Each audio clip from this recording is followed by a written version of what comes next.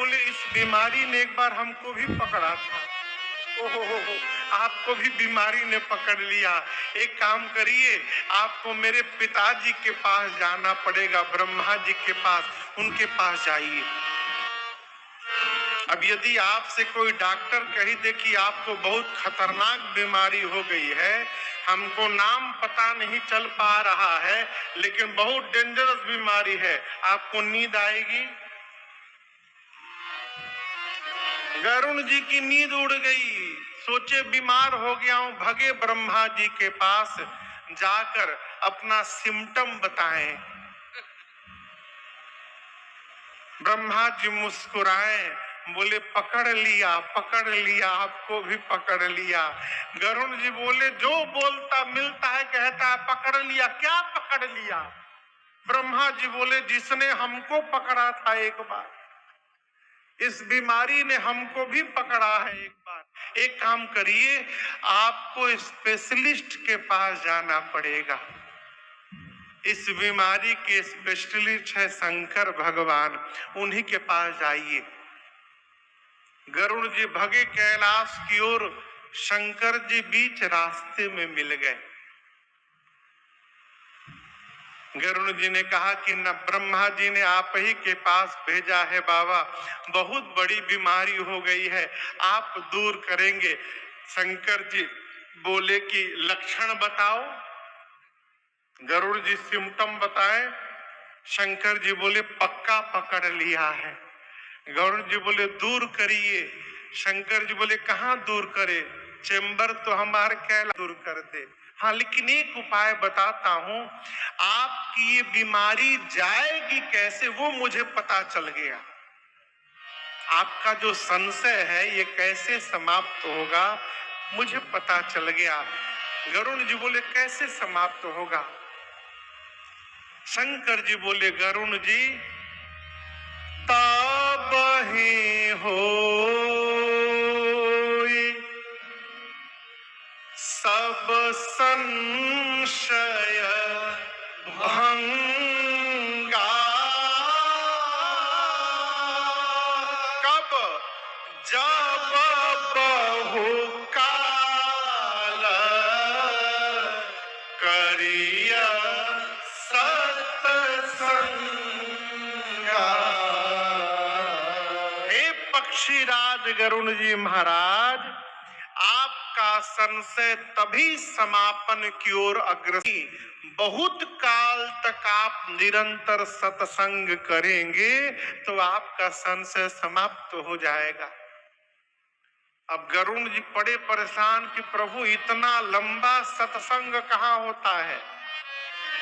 शंकर जी बोले एक स्थान है जहां दिन रात केवल भगवान की कथा होती है। ऐसे स्थान पर आपको भेज रहा हूं गरुड़ जी, जहां तजी हरि भजन काज नहीं पूछा, जहां भगवान के भजन को छोड़कर दूसरा कोई काम नहीं है। कहां? नीलगिरी पर्वत जाइए, वहां कागभूषुंडी जी महाराज मिलेंगे। उनका एक ही काम, 27 कल्प से वहां उनसे कथा सुनिए, आपका संशय भ्रम समाप्त हो जाएगा। पार्वती मैया ने शंकर जी से पूछा, बाबा आप चाहते तो उसी क्षण गरुड़ जी का संशय समाप्त कर सकते थे, आपने क्यों नहीं किया? शंकर जी बोले देवी, भगवान के निकट रहने वाले जीव को संशय यदि हो रहा है तो आप समझिएगा वो संशय में डाला है। क्यों? होई कीन्ह कबहु अभिमाना, सोई खोवै चह कृपा निधाना। अवश्य गरुण जी महाराज कभी न कभी जीवन में अभिमान किए होंगे और आज भगवान इनको संशय भ्रम में डालकर उस अभिमान को समाप्त करना चाहते हैं। इसलिए मैं बीच में विघ्न नहीं बनना चाहता था, मैंने उनका संशय दूर नहीं किया। पहला कारण। दूसरा कारण,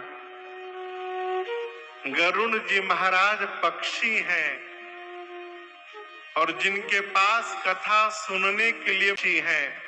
एक पक्षी को पक्षी की भाषा ठीक से समझ में आएगी, इसलिए मैंने नहीं सुनाया, उनको काकभुशुंडी जी के पास भेज दिया।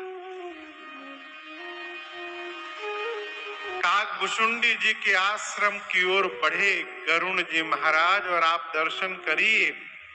अभी काकभुशुंडी जी का दर्शन नहीं हुआ, उनके आश्रम का केवल दर्शन हुआ। कल्पना करिए, ये पांडाल काकभुशुंडी जी का आश्रम है और इस मंच पर बैठकर काकभुशुंडी जी कथा गाते हैं।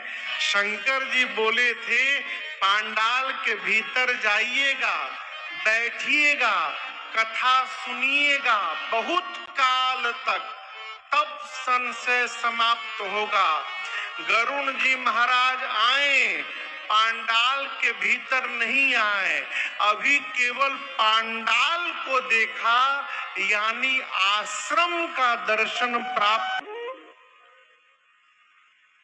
जिस आश्रम में भगवान की कथा निरंतर हो रही है, कथा होते होते उस आश्रम की इतनी महत्ता हो गई, इतनी महिमा हो गई कि उस आश्रम का दर्शन प्राप्त हुआ और काकभुशुंडी गरुण जी का सारा भ्रम समाप्त हो गया। मन में सोचे, आश्रम के दर्शन से संशय भ्रम सम कर लूंगा तो क्या परिवर्तन होगा जीवन में। काकभुशुंडी जी के पास आए, काकभुशुंडी जी ने उनका स्वागत किया, बिठाया, पूजन किया और यहाँ दर्शन करिए। हम उस देश में रहते हैं माई बाप जहाँ का कौआ भी मीठा वचन बोलता है, ये भारत की महिमा है। वो भूमि है जहाँ कौआ भी आकर यदि भगवान के भजन में लग जाए तो उसकी वाणी में भी मधुरता आ सकती है। हम तो आप मनुष्य हैं साहब, करी पूजा समेत अनुरागा, मधुर बचन तब बोलेऊ कागा। काकभुशुंडी जी ने मधुर वचन में कहा, हे राजा जी, हे पक्षीराज गरुण जी,